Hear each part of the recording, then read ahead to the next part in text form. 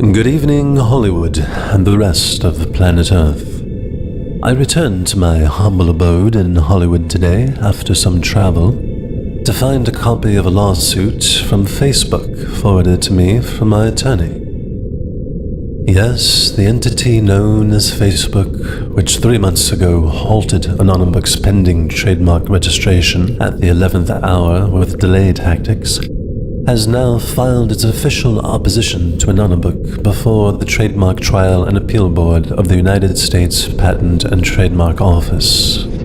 You see, a few weeks ago, Facebook's lawyers telephoned and offered Anonybook's lawyers a settlement. If Anonybook voluntarily withdrew its US trademark application, Facebook would allow Anonybook to exist and to continue doing what it's doing. When I heard that, I immediately suggested a counteroffer. If Facebook stayed out of Anonybook's business, Anonybook would allow Facebook to exist. Actually, our attorneys asked for details of such a settlement in writing, but never got them. Instead, Facebook wanted to drag their heels some more by applying for yet another time extension with the Patent and Trademark Office, a tactic that this time required our consent.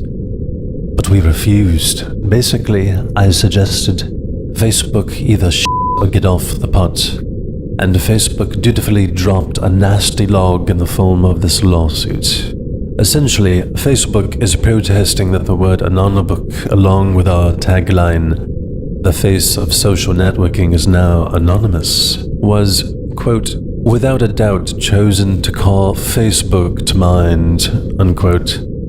We say, if this is what Facebook actually believes, they should check out a comic book series from the 1980s entitled V for Vendetta, or even the popular movie adaptation of the same name that came out in 2005. In both sources lie the true inspiration for our tagline. I quote from Wikipedia, "The film had been seen by so many political groups as an allegory of oppression by government. Libertarians and anarchists have used it to promote their beliefs. Activists belonging to the group Anonymous use the same Guy Fawkes mask popularized by the film when they appear in public at numerous high-profile events, emulating one of its key scenes. These masks have been seen at Occupy movement events. Famous artist David Lloyd, who designed the iconic mask, is quoted saying, quote, "The Guy Fawkes mask has now become a common brand and a convenient placard to use in protest against tyranny. And I'm happy with people using it. It seems quite unique, an icon of popular culture being used this way," unquote. In an age where the theft of one's online privacy and anonymity are routinely compromised by the corporatocracy for their betterment and for our further enslavement, to wear a mask over one's face online is akin to keeping one's private and sacred matters safe and hidden, to exercising and preserving one's rights, freedoms, and privileges. I'll spare you the monotonous, chest-pounding details Facebook belabors on about in its filed opposition, but certain key points warrant mention. For example, notice Facebook's line, quote, "This is a trademark dispute and nothing more," unquote. We ask, then what more could it be, Facebook? Why state the obvious when you yourselves have filed this suit before the Trademark Trial and Appeal Board? Perhaps it is something more then. To us, such shallow reassurance seems to imply the very opposite through the transparent and banal use of doublespeak. We find it incredulous that Facebook actually alleges likelihood of confusion between Facebook and Anonybook. Visually, Facebook is white and Anonybook is black.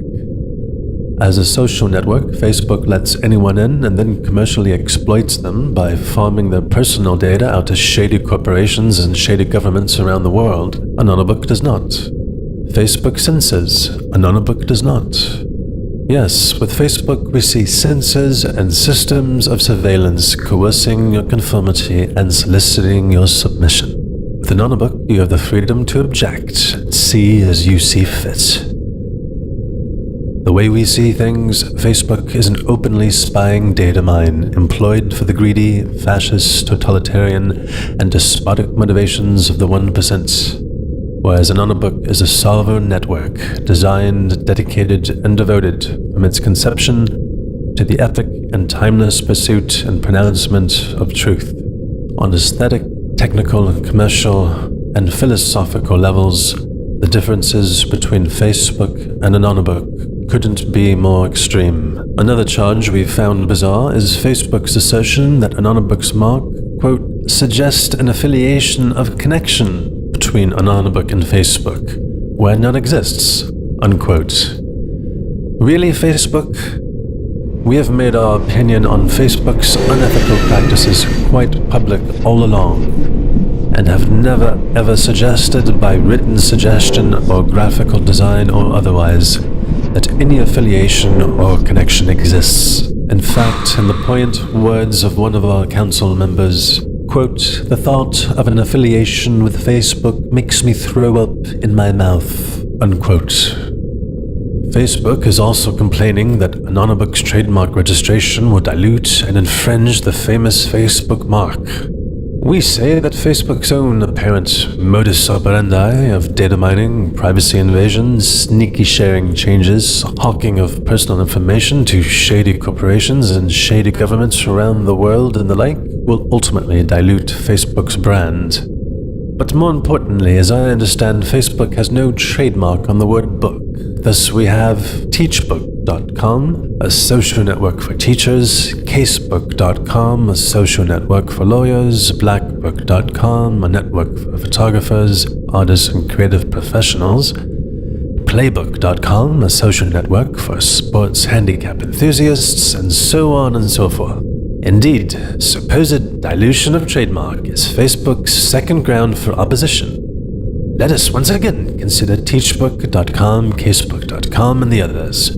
Let us revisit common sense. In the same way that each of these social networks appeals to its own caliber of users, Anonybook seems to appeal to its own, primarily to social, economic, and political activists, those interested in the global corporatocracy and banking conspiracy, those interested in the Michael Jackson conspiracy, and those who simply wish to connect online without worrying about being spied upon or their identity and information mined.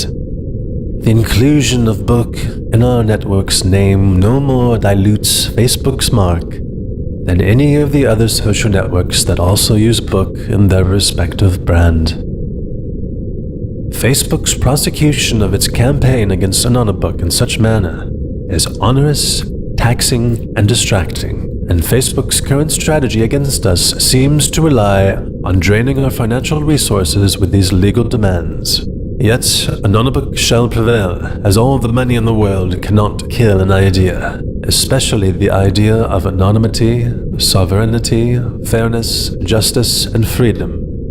That said, money can definitely assist an idea, and if you see what I see, if you feel as I feel, if you would seek as I seek, and if you are in such a position to financially contribute to our legal fund to defend ourselves against this Goliath, then I ask you visit our donation point, Feed the Elephants, set up on our network at our website, anonybook.com. With your assistance, I promise you we will give Facebook and all that Facebook represents a fight that shall never, ever be forgot.